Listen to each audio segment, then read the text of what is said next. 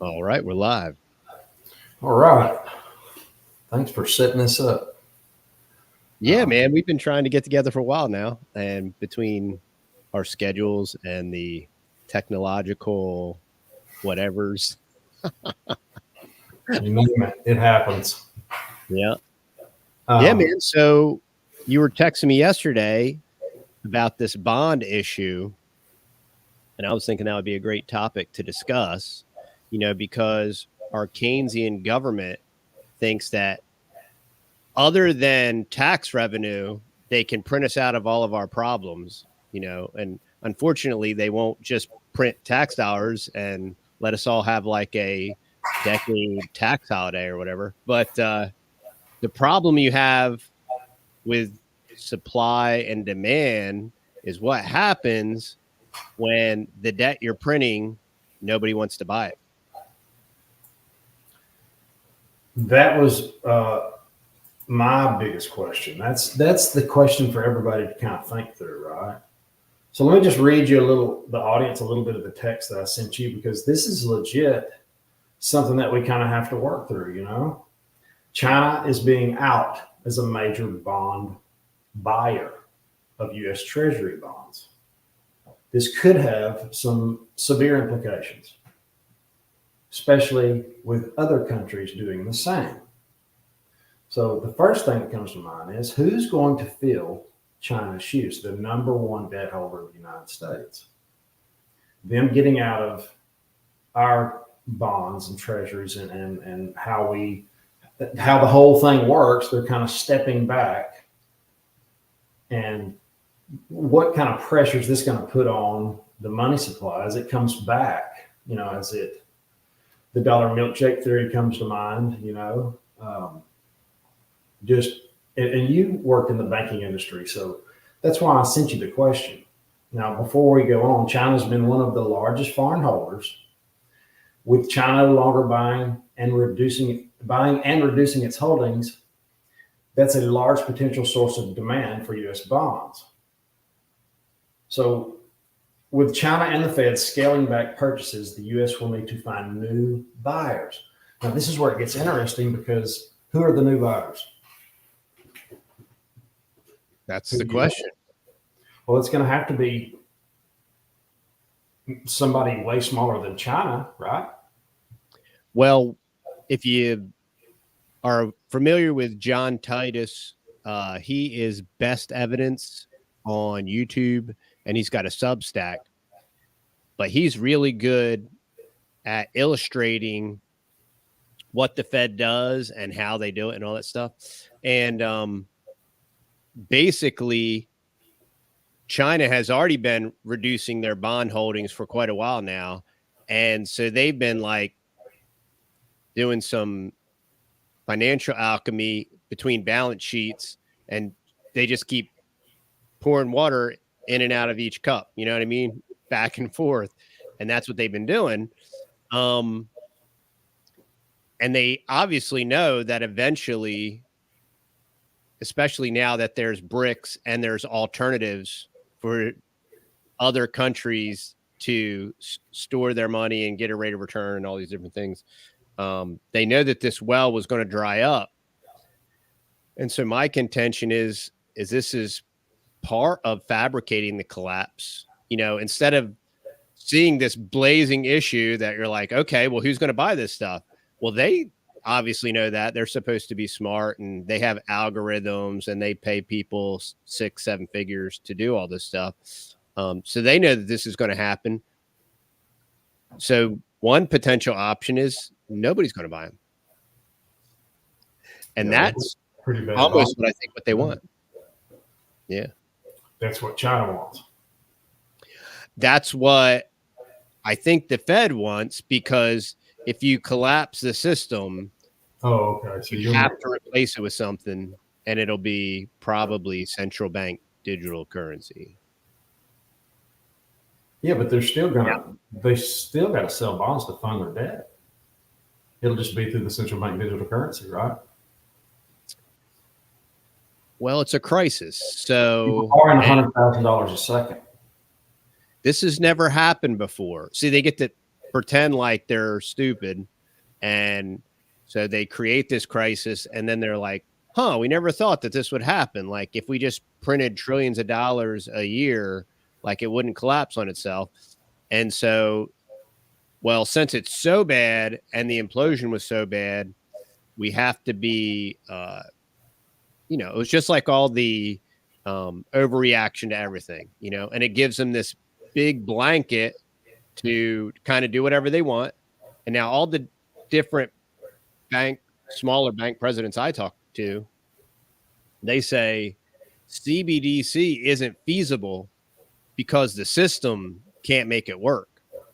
And my two bank presidents claim that the system won't even be viable for 10 years. And I think this is why a huge implosion is necessary, because probably what they'll do is they'll sidestep the current system. And it just so happens that we have this new some type of clearinghouse, that's why that's what I think they're going to propose. Okay, you're gonna have to sum that up for me. They're gonna propose. How are they going to cover their bills if their other countries are getting out of United States dollars? That's the, is it domestic buyers of the bonds? And then you've got, if that happens, that's not going to be enough. So it's going to end in the Thunderdome being stupid high interest rates and making money harder to get, harder to borrow. And it puts me in mind of what's going on in Argentina. And that is something to really think through, because the government has not allowed them to get out more than $40 a day. These people have their money in their currency in the bank, and you can't go in the bank and get it. You have to go to an ATM that's got a big long line and get your little $40 a day. It is the most criminal thing to lock somebody's money up during a hyperinflation situation. But what they've done is they've killed velocity, which when you do that, you kill inflation. But I know Gammon was down there and he was saying nobody wanted silver, gold, Bitcoin. No, they wanted. They just wanted dollars because they needed to eat. Right. It's a very strange thing that happened there that could potentially be here. You put us in you make everybody really need the dollar, and that's what they want, because that's how we transact. I don't know how the CBDC fits in there. Like you said, I don't think it's going to work either. It seems like they're putting afterburners on a dying currency, and it's just going to. Yeah. But they're not stupid. They're not acting like it. They're evil. Man. And you're making a very salient point here that I think a lot of people don't think about. When you have a currency restriction like in Argentina, and here you have alternative currencies, not just viable alternative currencies. I mean, gold and silver, you have intrinsic value, right? But because of liquidity and because of the desire to eat food, you're willing to just be like, oh yeah, well, forget gold and silver, forget Bitcoin. I need fiat because I'm going to go buy a taco or whatever. And this is where preparedness and a large portion of preparedness, when we're watching these governments manipulate their citizenry, this is where parallel community, parallel economy comes into play. And this is why last month we started a local meetup, which we're having our next Saturday, June 8th or June 9th, whatever that Saturday is. And it's to start participating locally, right? So when you can't get stuff, like if you have a local community and you developed a network, we can start kind of practicing this whole barter thing and networking together to work outside of this system, because this system is designed, especially the supply side and this on-time inventory, it's designed to implode. So when we see these things, just like what's going on in the bond market, and I don't see any viable way they could even artificially prop it up. I don't see any kind of new derivative or whatever. I don't see how they can do it. They're going to try, but I don't even. I mean, that's such a great question. Like, who's going to buy these bonds? I'm thinking nobody. And so then the government is going to just say, well, we back the bonds that we've already backed. And I don't think anybody can project what's going to happen when that happens, when that shoe drops. It will be substantial. And the interesting thing, when we see, just like in Greece, you know, they did the same thing in Greece with the restriction of people's funds and then negative interest rates and all this stuff. And we've seen this happen.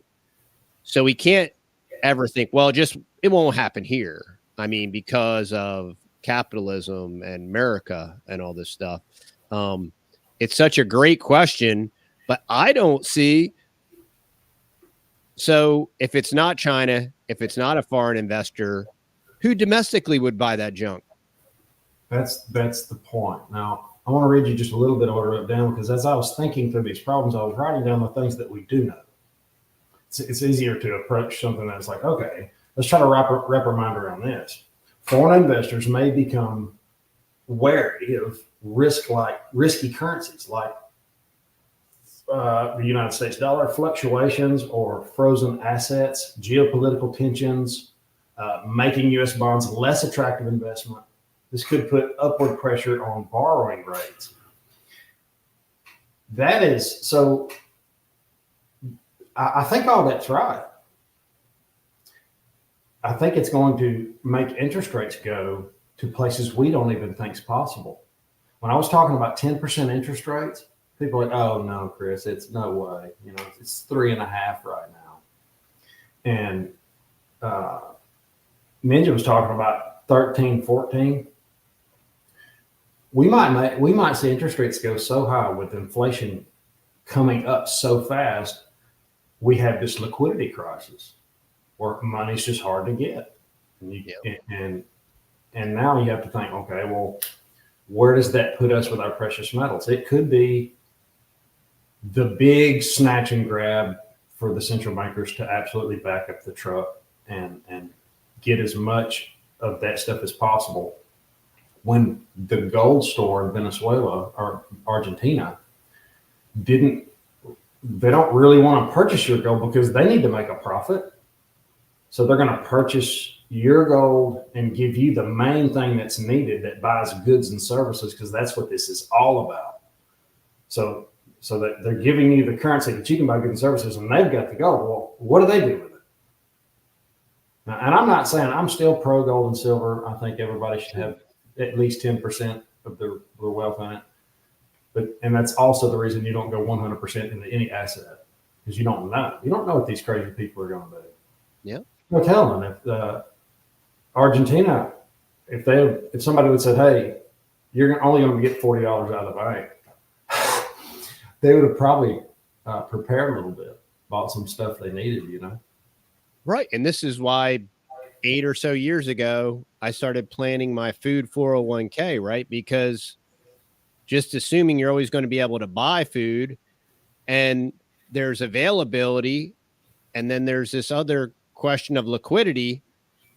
Well, you're assuming that the inventory is going to be there. And then secondarily, you're assuming that whoever's going to buy it is going to want whatever potential currency you're going to try to give them.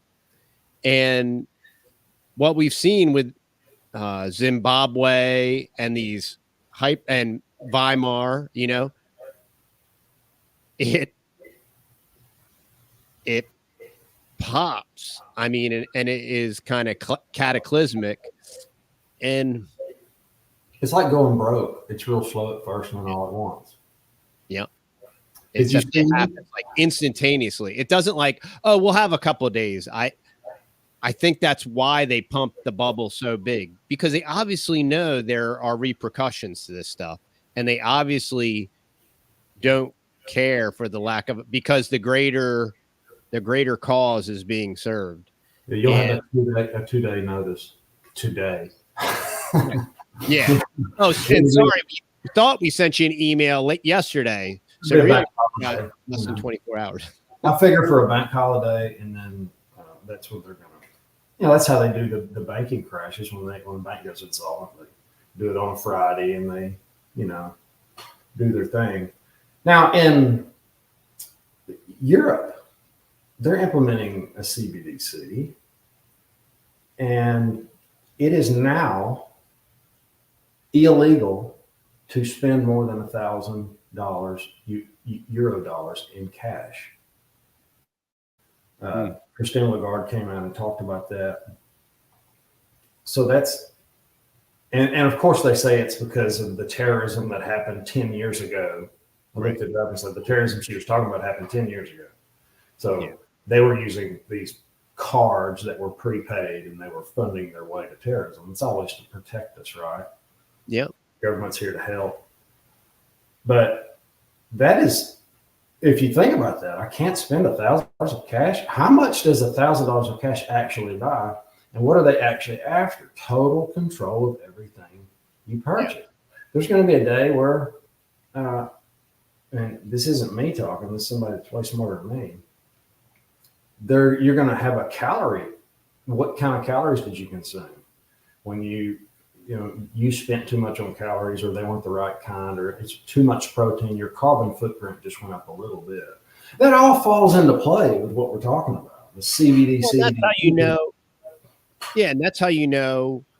I mean, Chris, that's absurd. I mean, I got all this food. You mean they're going to try to ration me, and they're going to count my calories, and I can only have 1,300 calories a day? I'm eating 1,300 calories a meal right now.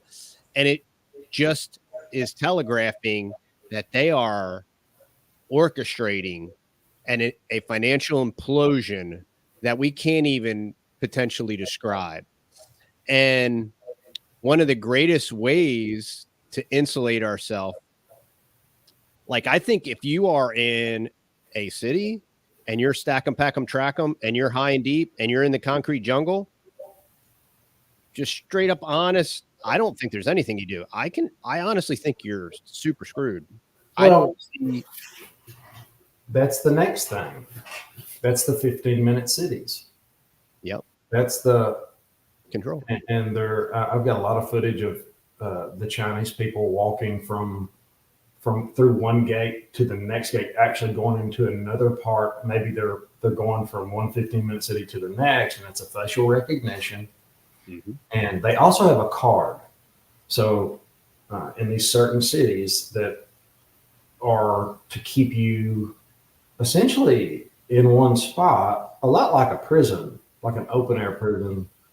And you can't drive the vehicles you want to drive. They have big bolsters that come up out of the pavement. So a police car can go over them, and as soon as it goes over, whoop, it comes up. I mean, this is for real. It sounds like the craziest thing, but other countries are implementing this. They've got cameras that analyze everything. It's 1984 is their playbook. And I would encourage anybody to check out 15-minute cities. And even if you have already and you know about them, see the ones that are in place, and the razor wire going around the top of the fences, the bolster stopping vehicle traffic. And as you get into that, you're going to learn about your carbon footprint and how much carbon you're consuming or making, or however they look at it. And that's, you can't do that. It's too much to have meat. You're going to eat way less meat and a whole lot of bugs. It's the fastest growing industry I know of. This bug industry is going to grow up 26%. I know I'm getting all over the place, but this is all, it's all part of it. Yeah. Well, it's interesting you mentioned China. A real good friend of mine that I work with was a missionary in China. And he said, when the whole mask thing happened here, I was like, well, they've been doing that in China for like forever, right? And that's the whole point is if you read Carol Quigley's book, Tragedy and Hope, and the whole Anglo-American establishment, and you have Zbig Brzezinski, and Henry Kissinger, and they were like, we want a communist utopia, and it'll be China. And so we're going to build that infrastructure. Then we're going to take all of our manufacturing, we're going to ship it over there, and then we're going to fake all the Americans out because we're going to make everything for pennies on the dollar, and they'll be able to buy it for pennies on the dollar. So it looks like hyperinflation isn't hyperinflation. And then they'll turn around and not have any jobs and any manufacturing. And we'll show them all the virtues of communism and how great it is. And this isn't your old school communism. This is this hybrid communist capitalistic model that is just wonderful. So they start wearing masks like back in 2010. And so when they're said, hey, put a mask on. Oh, yeah, of course. I mean, I already wear a mask, And when they're like, well, you have to live in this city, they're already pre-programmed to it, And so we can clearly read the tea leaves and see what the end goal is when we see what's being implemented in other countries. And it's very foolish to watch this stuff happen and just the normalcy bias of, well, it could never happen here in America, It's just that was the biggest takeaway. That is the recency bias is overwhelming. It's like we've never had a war here. It'll never happen. We've never had hyperinflation. Nope, never happened. It's in. I can't. When you study history, nothing ever stays the same. Cycles happen. They happen to be 100-year cycles. A lot of it, and it's a whole different way to think about it when you really play it out like we're kind of presenting kind of everything that's coming together to encourage the CBDC and what's going on in other countries and the 15-minute cities. You cannot forget about the 40 to 60 illegal migrants that Chuck Schumer just came out and said, you need to embrace these illegal migrants. If you don't, you can forget about having a better future in America. That right there, I knew that was coming. I knew that was in the mail because who do you think is going to live in the 15-minute cities with you that'll work for way less? It is going to hammer the middle class. I have been, last month, I was in the airport in Shreveport, and there was, 40 or 50 migrants toting little sacks, government-issued bags with their last name, number. They all had government-issued stuff, and they all had a sack lunch. There's somebody there giving them food. Asked the security guard, says, is this what I think it is right here? Is this illegals getting shipped on? He said, yeah, that happens all the time. Shreveport, Louisiana. Yep. It's everywhere. So you have to think about all the decay that's happening right at the moment where Trump's being indicted, the big distraction over here, the big distraction. And they're rolling it out right now. Our life is changing faster and faster, and more people are starting to wake up and see it because this is crush the middle class. You'll have the super elite that own everything, like China, the CCP, and then you'll have the peasants. This gap didn't used to be that big. It used to be, maybe doctor, lawyer. I'm sure bankers have always been up here, and then you had like carpenters, electricians. But now it's getting further and further and further apart. And whoever owns the tech and the cities and all that, and that rich you things, they'll be the elite. And it all starts with how they do it. How do they implement it without freaking everybody out in the short term? And I think they're doing a great job. And one of the easiest ways to implement it is to have an illusion of a democratic republic, right? Where you have two sides. And I'm old enough to remember when Republicans were supposedly fiscally conservative, and there would be this debt ceiling talk. Even though the debt ceiling always got passed, they used to resist it. And, then they would say, well, grandma's not going to get her Social Security. And then they pass it. Well, now it's an absolute given fact. And it proves to me there's no political solution, because if you don't have anyone that is demanding fiscal responsibility, a financial tsunami is absolutely imminent.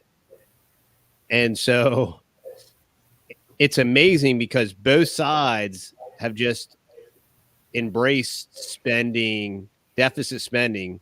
I mean, Reagan really started this. And we have just embraced deficit spending, and that chicken's going to come home to roost. And it'll be very interesting. Yeah. So going back to what you were saying earlier, it was about, oh man, I have to tip my tongue. It was about, I should have wrote it down. I'll think of it in a minute. But it was going back to the bonds and the inflation, bonds coming back, people not buying our bonds, the money situation, thinking through that, thinking through how they're going to implement the CBDC, complicated with immigration, and I wanted to mention taxes. So when you start to look at what's happening, I think they're going to start taxing precious metals, land, if you don't participate in, because there's not going to be a way to transact outside of the CBDC. And if you're using dollars, like it's illegal to use cash in London, if you're using the CBDC to buy precious metals, now who's to say there's not going to be a 50% tax? They're already trying to do it with stocks. They're trying to do an unrealized tax on stocks you haven't even sold. That's not me. That's the freaking news. That doesn't make any sense, but it makes perfect sense if you realize what their dystopian future is, and it's exactly that. So the tax situation on top of the CBDC, that's the big one. That's to me, because that's how they get the big criminals, right? Al Capone didn't get caught for doing his stuff. He got busted for taxes. Yeah, that's how they do it. And that's why, with all this carbon credit and green stuff, the next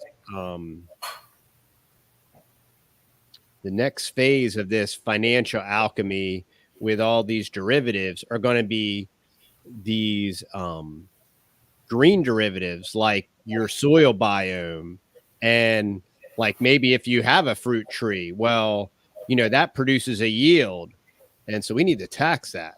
So if you have dirt and you grow food, you got to pay, and because we are they, them, and those, and you have to pay your vig to the mafia if you want the protection.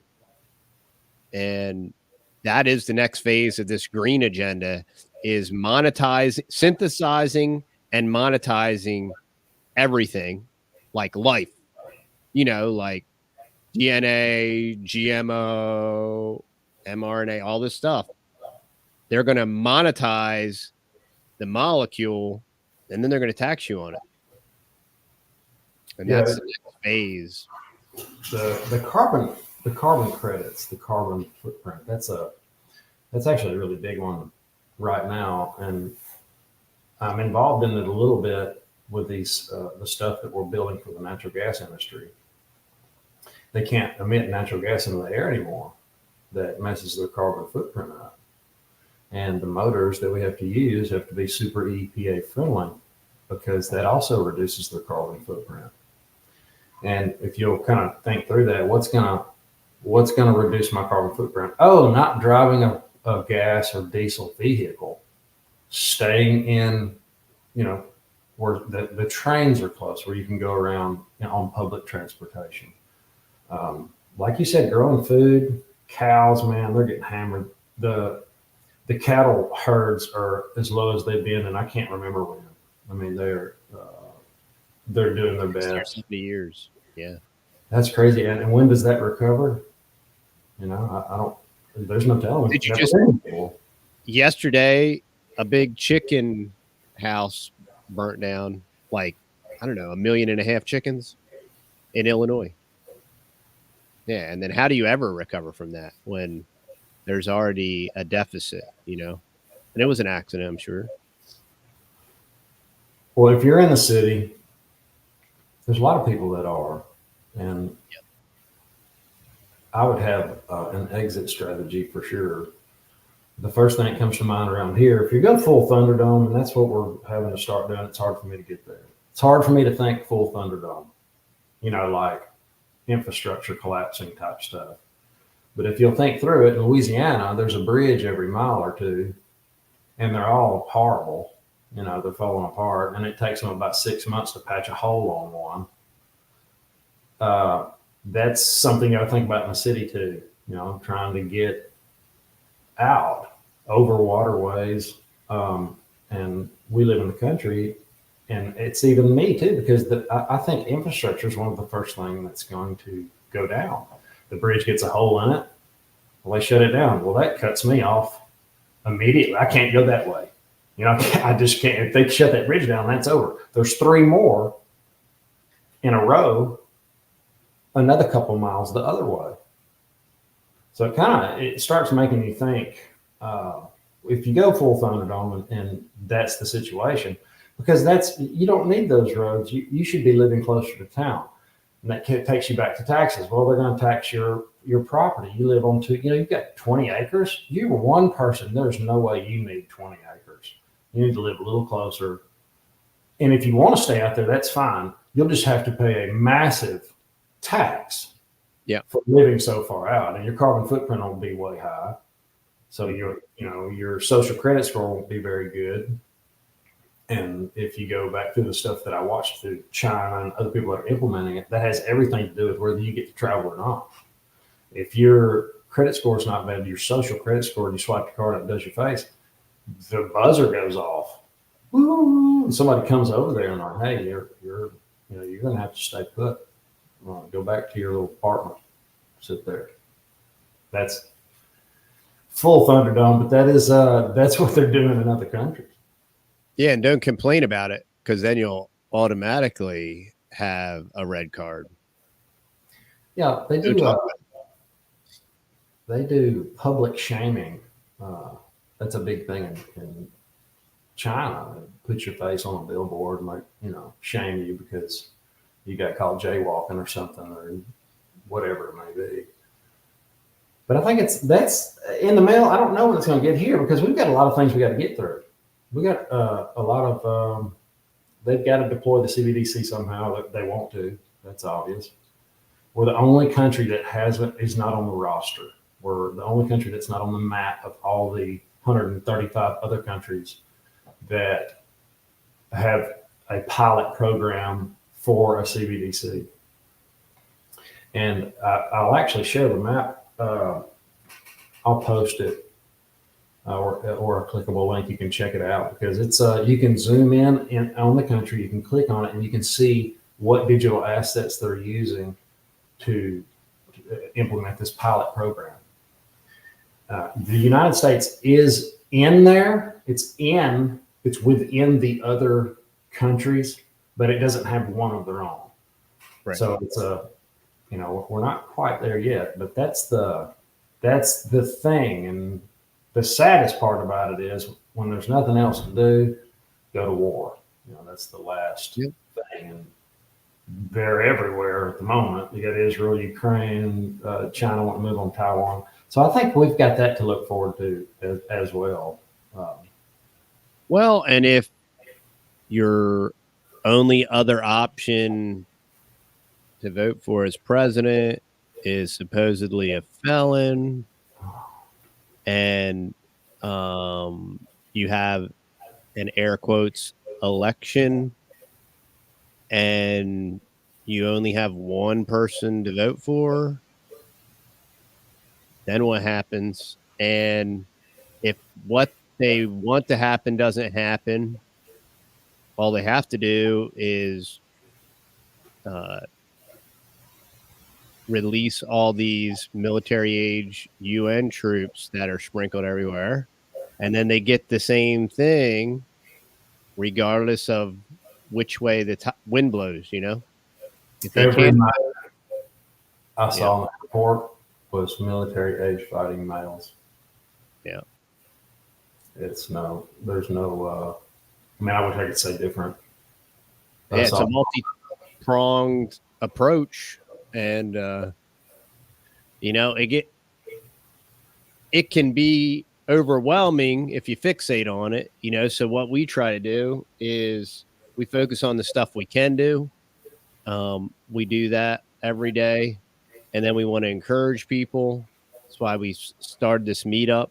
I think it's really critical is meeting the people in your area, finding like-minded people, networking with them, finding out what they're good at, finding out what you're good at, and creating this parallel system, because the mainstream systems are in the bag. You know, it's everything has been co-opted, for lack of a better term. So we, as free-thinking human beings, need to, one, recognize it, and then two, oh, well, when it pops, that's when I'll do it. That's when I'll worry about it. Well, when that happens, it's too late, you know, because there's so many things that are going to happen that we can't even project or fathom, just because it's all going to be brand new. So if we start networking now, practicing now, working together now, doing the opposite of what society has been leading us towards. You know, the society is virtual, it's social media, it's vicarious, it's the metaverse, it's Oculus Rift, and it's, you know, altered reality and all this stuff. So we need to do the opposite of that. We need to meet together, eyeball to eyeball, talk, encourage each other, and then start building a community that can help each other, that can network, that can barter, that can share. And honestly, that's the only solution, because can you tell me when the meetup is again? So for the other people that need to it's going to be, you can go to the links below and you can see our 2024 events, and it's coming up not June 8th, I think is next Saturday. And so it's June 8th, and it's from 10 to 12, and it's at Grumpy's Garden Club in Gladewater. And you can check out TheTexasBoys.com. You'll see a map, and we're going to be there. The permaculture consultant is going to be there. Our last meetup, we had about 30 or 40 people, and it was great, you know, and a couple drove as far as Arlington. They drove like 2.5 hours, you know, and so we want to continue to build that, grow that, network together, and come up with parallel solutions. And the best part is maybe it won't pop the way that I think it has to. I mean, I don't see any way that this can't happen. Like, I don't see there's any way. What'd you say? $100,000 a second? That's what it was. I think it went down to like 85 or 90. I mean, we're really set back. Yeah, like what difference does it even make? that kind of volume. You mentioned waiting to get prepared, waiting to get precious metals, waiting to whatever. Mike Tyson said it best: everybody's got a plan until they get hit in the mouth. But if you plan to get hit in the mouth, you'll have you'll be, if you wait, you're more than likely going to make the wrong decision. If you wait and your precious metals go straight up, or if you wait and food, you can't get it, and you run out and buy, because when it happens, all that stuff skyrockets. We've seen this before, 2020, Y2K, if you remember that, the prepper foods went to the moon, and then people bought it at very high prices, and then it came down. So you might miss out on that bad decision that people make when they're in a bind. When you get in a bind and you got to make a quick decision and it's all coming apart, you're more than likely not going to make the very best decision that you've been thinking about for a year or two and preparing for it. If that makes any sense. And going to the meetups really, really helps. If I will be there. I will be in Oklahoma June 8th. Okay. Yeah, otherwise I'd be there. Well, that's the fix. That's the thing. Website, because we'll set one up for July and August. We might change the venue a couple times, just to move around a little bit to try to reach more people. But I think that that's the solution as far as this attack. When you think of what they've been doing financially, and then we're being invaded. I mean, it's everything all at once, like when you talked about war, you were thinking about the Middle East or the Ukraine or whatever, and nobody wants to think about it here. But I mean, they're obviously planning for that. It appears like they're planning for that. They did Jade Helm back in 2016. And now for some reason, all of these people seeking asylum are 30-year-old males from China and everywhere else. You would have to be very naive to not see that they're planning something substantial and significant. And when you just consider a small slice of that pie, like, hey, wait a minute, what happens if nobody buys our bonds? What happens if nobody buys our debt? Like, what happens? How does that work? And I don't think anybody can unpack that.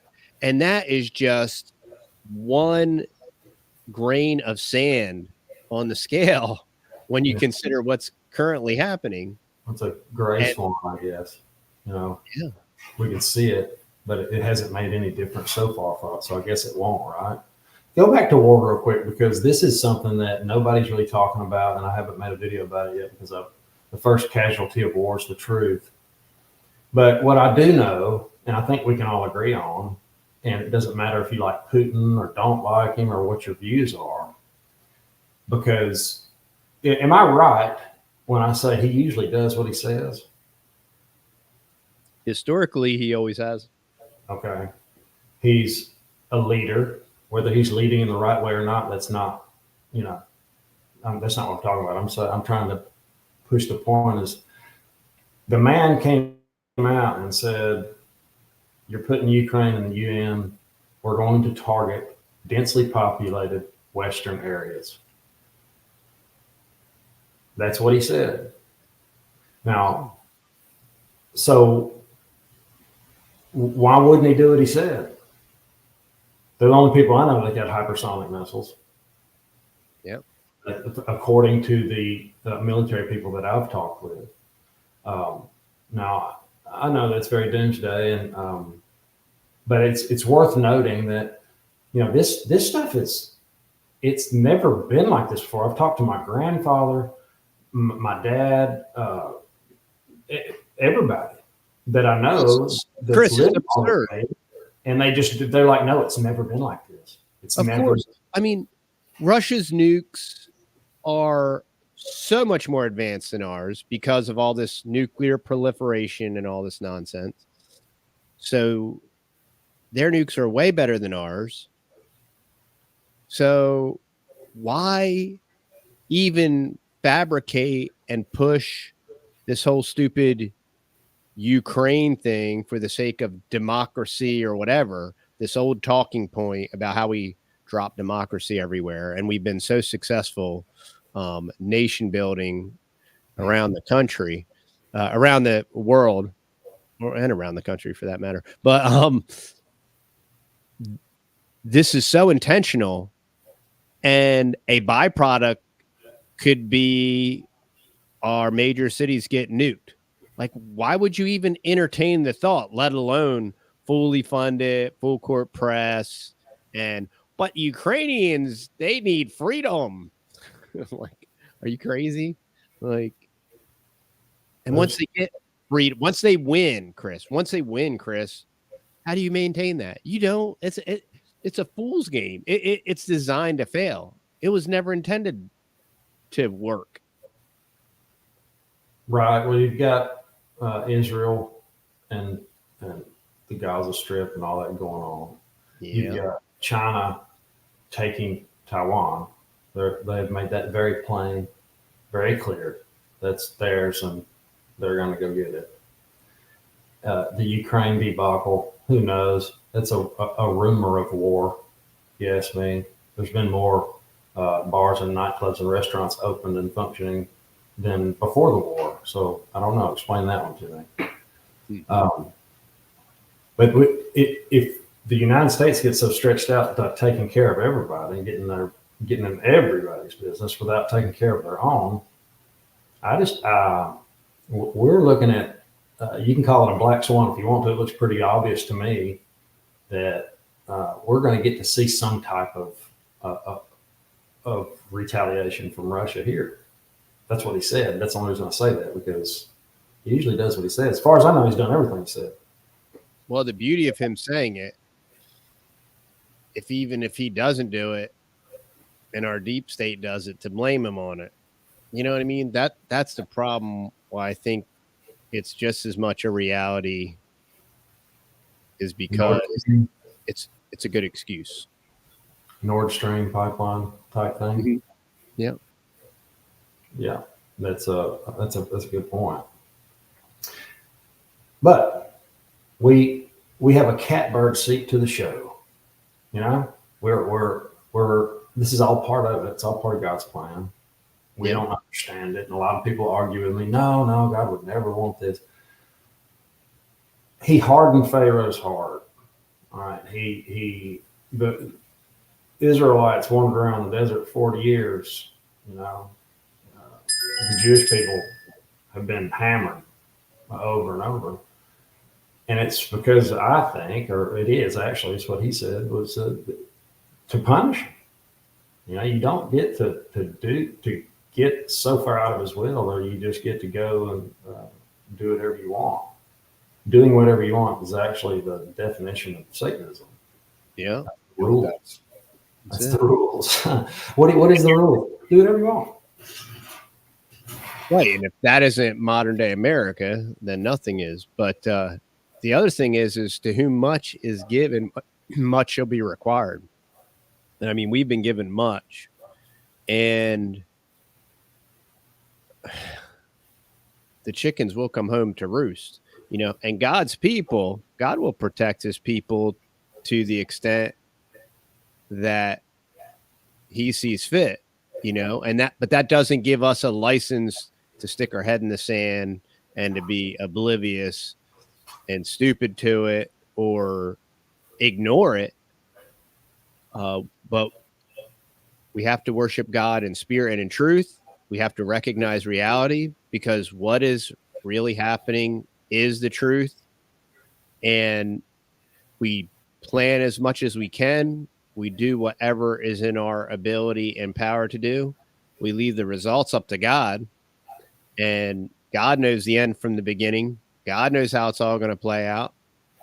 And one day he is coming back just to settle up the whole score and, you know, finish his work. So that's always a possibility. I know a lot of people want to gamble and just like, well, I'm going to bet on that, you know, like I don't really have to prepare for anything because God's just going to come back, annihilate all the bad guys, and I'm going to be all set.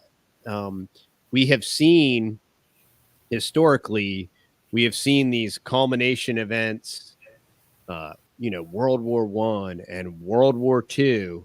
And as these global events are unfolding, it's very easy to look at prophecy and say, oh, no, look, we are right there. And so that means within a certain span of time, we're going to be here at the end, which makes sense. But in 2024, looking back at it, you're like, it wasn't what you thought it was. So, 24, the year that I've never heard unprecedented so much since 2020. 2024 seems to be the year of all-time highs. Stock market, unemployment, everything is going crazy. I watch stock market every day, and I don't know if you can hear all these alerts going off, but every week or so we go back up to all-time highs. It is keeping it all propped up. It's a big house of cards, and we're just kind of waiting. And so I don't know a better time to prepare other than 20 years ago was probably the best. Right now is the next best time. Yeah, that's what we want to do. We want to encourage everybody to just look around you, plan ahead, make friends. Don't become a hermit and don't ostracize yourself. Here's the thing, nobody is self-sufficient exclusively. No one, even if somehow they were able to be 100% self-sufficient, you could be 50% self-sufficient with a small community, and that community could thrive. And I think that's one factor that's never factored in. The social planners, they can play every card, and they're like, well, if we can't get the citizens to fight each other, we could do this kind of civil war or whatever, right? But when you play all your cards and you put everything in play, they can't always predict exactly how it's going to flop either. So if you want to be black pill and say they've already planned this stuff out and war gamed it and there's no option, that's just not true. They're not omniscient. They can't do that kind of stuff. So if we are looking forward, planning ahead, and I mean, how great is it? Like, you go to a meetup and like, oh, I live 3 miles up the street. Oh man, that's awesome. I before today, I never met you. Get to talk to you, get to shake your hand, see what you're doing, and just meet somebody new, encourage them. They encourage me. And I mean, that's the solution. That is the only way that we're going to get through whatever this thing is, however it's going to flop, when it's going to happen, why it's going to happen. Man, Chris, I was in the field, in the financial planning field with the .com pop. And I remember going to work every day like, this thing can't keep going up. This thing can't keep going up every day, man. I would turn on the monitor, and then one day I turned it on and like, oh, there you go. No, it's not going to do that, And then I was still in the field in 2008, and I was watching the run. And I'm just like, this is impossible, and it was unsustainable. And so, this is going to happen again. I don't know when. I don't know how. It's going to be a magnitude of 100 or 1,000 of those little blips on the radar. And so that's why we need to be thinking differently. What leads to each one of these events is, well, we know from history, if we look at these historical projections, that if this happens, that'll happen, diversify your portfolio, 20% international exposure, all this stuff, right? Well, the rules are, all bets are off, man. There are no fundamentals. You can't trade on charts with teacups and candles and all these different things. I mean, the fundamentals are gone. So fundamentally, as individuals, we need to think differently, and we need to move forward with a completely new perspective on how do we interact with each other? How do we commerce with each other? How do we transact? How do we do this? Because this is what society is by definition. And in the event of, oh, hey, you can't take any money out of the bank. Well, what are we going to do? Like, what are we going to do? How are we going to interact? How are we going to transact? And then if we start considering that now, networking now, interacting that way now, when the time comes where we need to do that, it's going to be second nature. There's no downside to meeting people that are like-minded. That's I've never regretted going to any event. I always have met at least one person that, usually way more. But sometimes you'll meet that one person that you're friends with forever and you can trust. When they tell you something's happening where they're at, then it's like, okay, well, then that's happening, you know? So I would encourage you to go check out the Texas Boys for sure. I need to turn these alerts off because they're probably driving everybody crazy. Can you hear them? Can you hear them, Dan? Yeah. All right. That's I had some oil marks. You were talking about trading on fundamentals. I've lost a lot of money trading fundamentals. You can't. The market's completely divorced from reality. It's just nuts. Yesterday, real quick, I know it's getting long, but Ralph Lauren, I've been watching them because Ferrari, Ralph Lauren, Vera Bradley, things that people aren't going to purchase in the Thunderdome, right? So I'm watching them for a good short. The COO of Ralph Lauren came out yesterday or the day before and sold $11 million worth of their stock. Mm-hmm. And what should the stock do? Well, if you live in today's world, it goes all the way back up to the top, all the way almost to all-time highs. And these institutions are pushing it up there to get retail investors in, and then they're going to rip it. Pump it up. That's exactly what's going on. How it happens every day. I watch it. It's completely manipulated. But I think we might be just getting started. I think when they do the melt up, it's going to blow people's mind. Maybe this is the melt up. Where are you at on that? I think we're in the middle of it. Yeah. Well, they've been printing this money. The liquidity has to go somewhere. And honestly, man, I mean, we're talking about trillions and trillions of dollars. We kind of can't fathom. And the double bookkeeping, I mean, it could be tens of trillions of dollars. So you could see things go twice what they are now. Right. And when they figure out that the gold and silver derivatives on SLV and GLD, that maybe 300 people own the same ounce of gold, that's right. When it get really wild. When that cat gets out of the bag, that's when it happens. Yeah. Well, I appreciate you having me on, man. Yeah, man. I'm glad we could sync up our schedules, and we'll have to do this more often.